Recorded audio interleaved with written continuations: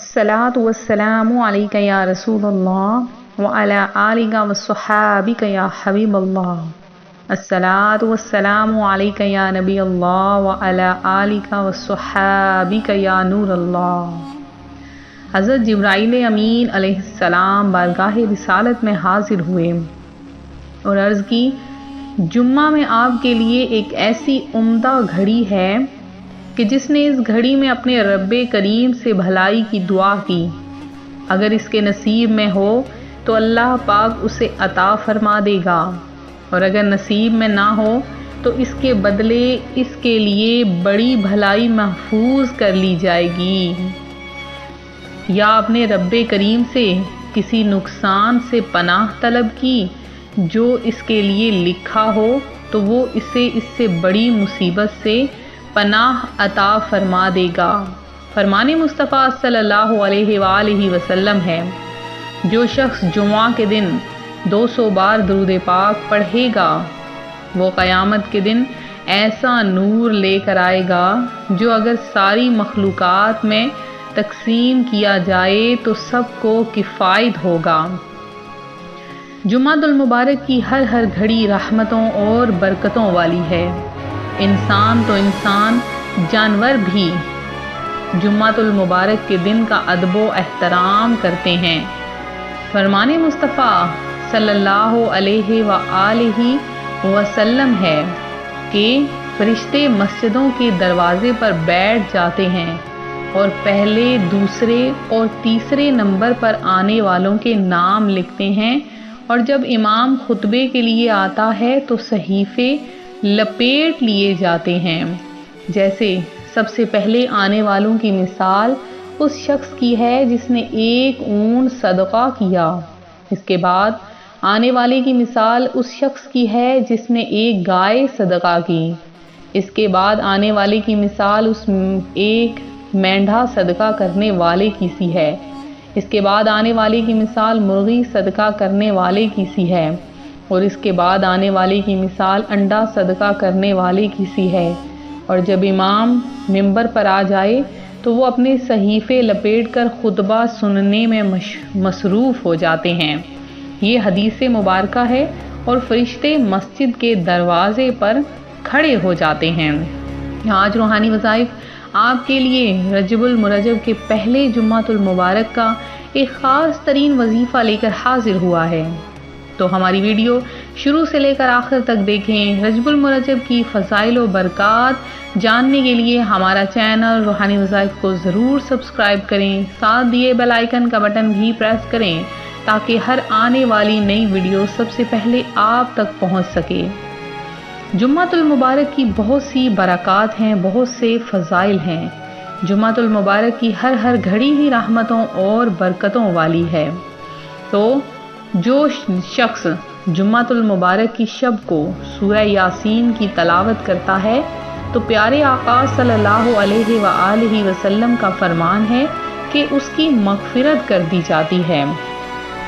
فرمان شیر خدا کرم اللہ تعالی وجہ الکریم ہے، اگر اللہ عز و جل کو امت محمدی پر عذاب کرنا مقصود ہوتا تو ان کو یہ دن کبھی بھی عنایت نہ فرماتا۔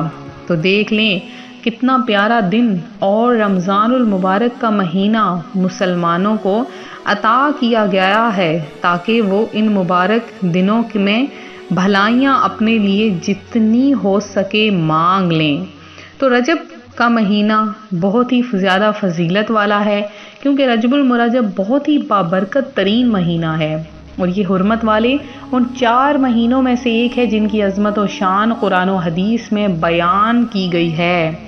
قرآن پاک میں اللہ تبارک و تعالی رجب المرجب کی فضیلت بیان فرماتا ہے۔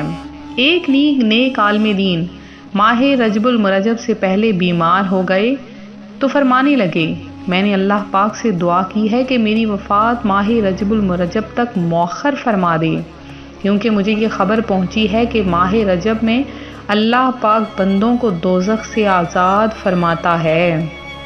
چنانچہ اللہ پاک نے انہیں رجب المرجب کا مبارک مہینہ عطا فرمایا اور اسی مہینے میں ان کا انتقال ہو گیا۔ تو اے عاشقان صحابہ، اہل بیت، صحابہ کرام اور روحانی وظائف کے پیارے پیارے اور معزز ترین ناظرین، صحابہ کرام علیہم الرضوان اس بات کو پسند کرتے تھے کہ ان کا انتقال کسی اچھے کام، حج و عمرہ، رمضان کے روزے وغیرہ کے دوران ہو۔ تو پیارے آقا صلی اللہ علیہ وآلہ وسلم جب بھی رجب المرجب کا مہینہ آتا تو آپ یہ دعا فرماتے کہ اللہم بارک لنا فی رجب و شعبان و بلغنا رمضان، کہ اے اللہ ہمیں رجب و شعبان میں برکت عطا فرما اور ہمیں رمضان میں ملا دے۔ تو یہ اللہ پاک کا مبارک مہینہ ہے، اس مہینے میں جو مانگنا ہے مانگ لیں، اللہ پاک آپ کی تمام حاجتوں کو، آپ کی تمام خواہشوں کو پورا فرما دے گا۔ آج روحانی وظائف آپ کے لیے صرف 3 تسبیحوں کا وظیفہ لے کر حاضر ہوا ہے۔ آپ نے اس وظیفے کو کرنا ہے، آپ دیکھیں گے کہ اللہ پاک کی کیسے آپ پر رحمتیں اور برکتیں نازل ہوتی ہیں۔ چھوٹا سا وظیفہ ہے، آپ کے سامنے پیش کروں گی۔ آپ نے آج جمعہ المبارک کے دن خاص طور پر پہلے تو آپ نے صدقہ کرنا ہے، کیونکہ جمعہ کے دن صدقہ کرنا مستحب ہے، تو آپ نے صدقہ کرنا ہے۔ اور اس کے بعد آپ نے کیا کرنا ہے، آج کے دن کوئی بڑا کام کاج نہیں کرنا، چھوٹے موٹے کام کریں اور بس اللہ تبارک و تعالیٰ کا ذکر کریں اور اس کے حبیب پر درود پاک پڑھیں۔